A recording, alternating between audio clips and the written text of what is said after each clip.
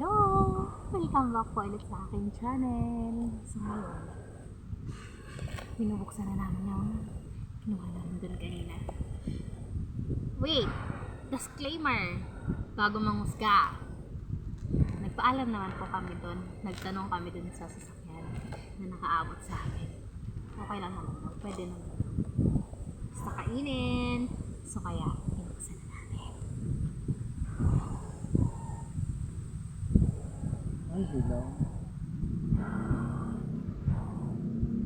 Hinog na yan, basta ganyan. Yan. So, binubuksan na namin siya. At kakainin namin siya dito. Titikman namin. Lumabang siya. Na parang maasin. Malamang soa. Bakit mo din? Ano basura? Basura. Walang basura dyan. Ayun, ha? Pakita ko sa inyo, ha? Wait lang. So, paano ba ito?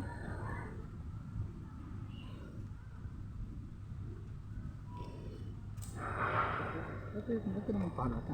Doon naman kaya tayo. Saan? Dito tayo. Mas maganda dito. Ayun, no? Saan? Wow. Nakaharap tayo sa ano. Diba?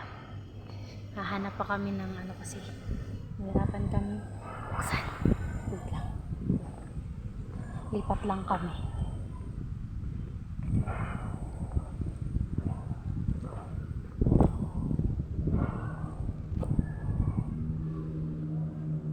Kasi buksan na namin.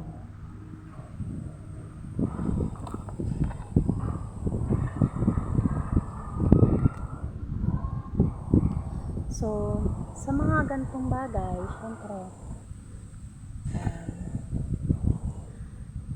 masaya na din naman siya kahit papaano. Simple lang, pero masaya. Pero syempre, kung nasa maganda ka namang may budget ka, syempre mas mainam pa din na doon sa mga restaurant kumain, Ano pa rin yun dito? lumabas or mag-enjoy.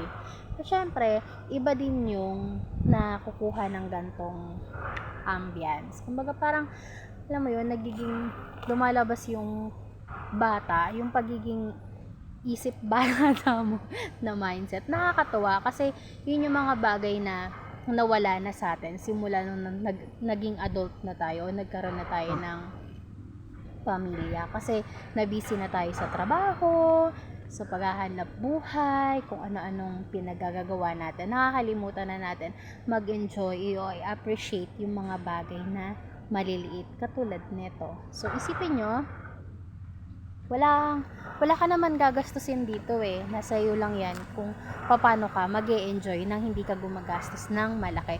Ginastos lang namin dito, panggas lang sa motor. Tapos, ito na, nag-enjoy lang kami sa katangahan namin. O, diba? Pero, masarap. Makita ko sa inyo. Tcharam! Titikman ko. Parang wala lang.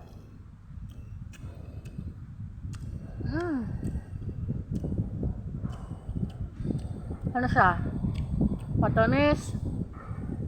Na medyo mapait. Na pwede na din naman. Yan.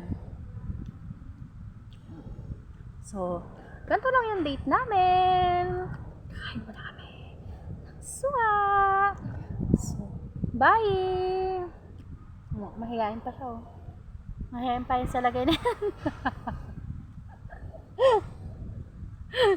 Bye!